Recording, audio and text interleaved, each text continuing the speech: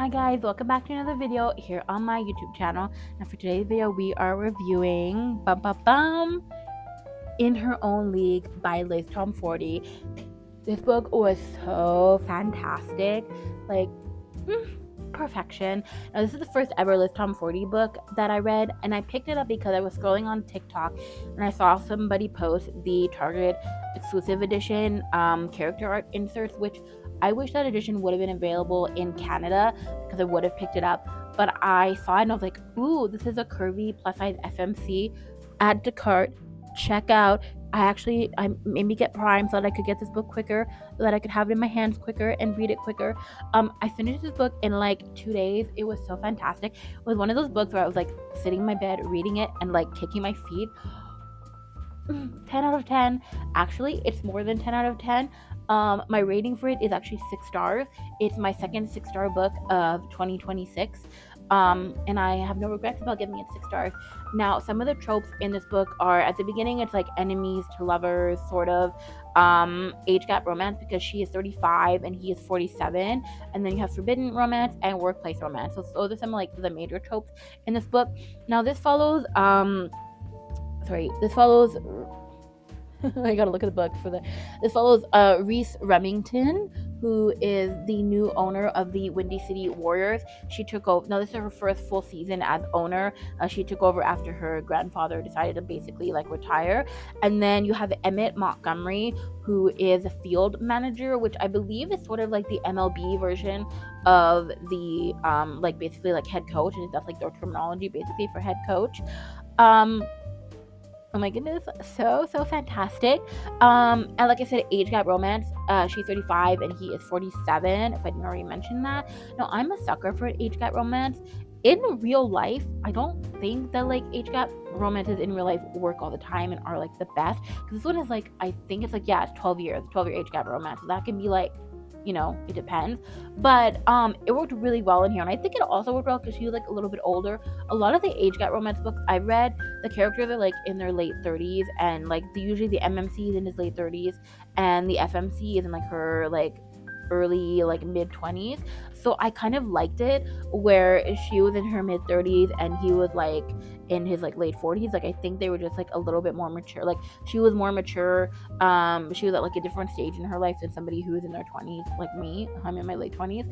And I also loved that she was very confident and also confident in her body too, which was great. She was just like confident and like very like boss girl and like boss lady, which I think was enjoyable for this book and worked really, really well.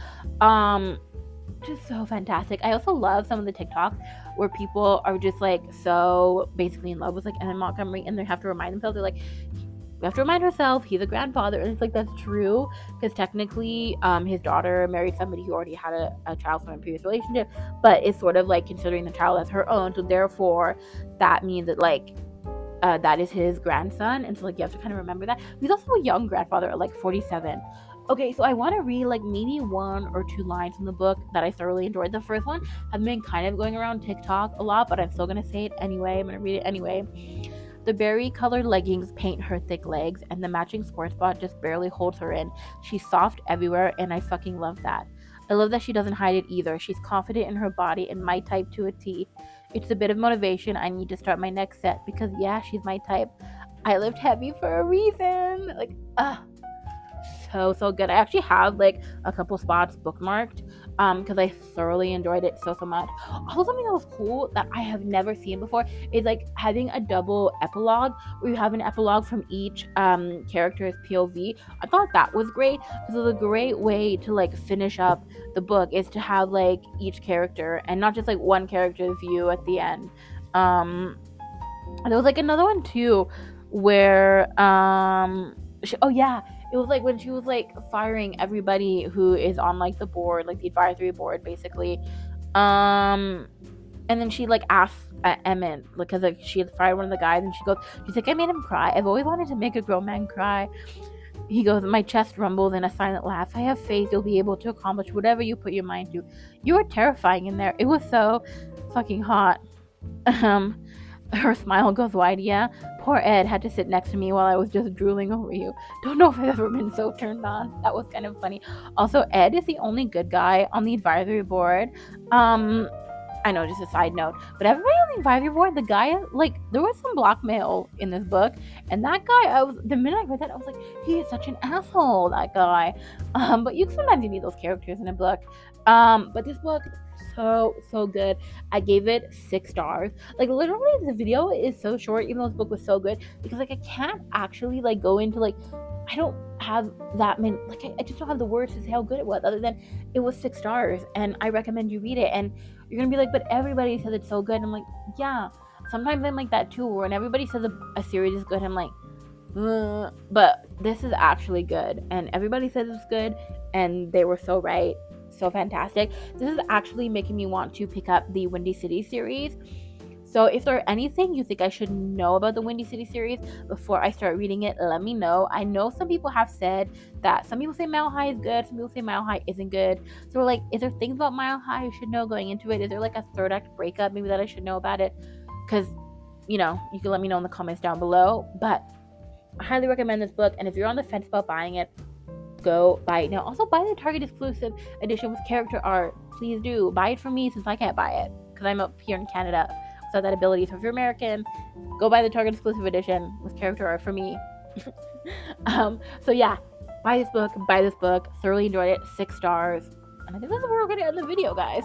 So if you want to see more videos from me, you can hit the subscribe button and the notification bell so you never miss another brand new video from me. You can also like this video so I know that you like this content, even though I'm just going to keep posting book reviews. You can leave comments down below. I know I don't like reply super fast here on YouTube, but I do reply pretty fast on TikTok and Instagram to my comments there. You can also follow me on Instagram by going to @romanceblvd, also on Threads, the same username. That means Romance Boulevard, and then Romance Boulevard fully spelled out on TikTok. I also, by the way, guys, since the last time I filmed a YouTube video, I have reached over 1,000 followers on TikTok. Now I know that's like not a lot in when it comes to like TikTok followers, but it's still pretty cool. It's a cool milestone to have reached, and I hope to continue to grow my account because that'd be like so fun. So I'm over 1,000 followers. I think I have like 1,003 followers today as of filming. So yeah, that's just so cool. Okay, bye guys.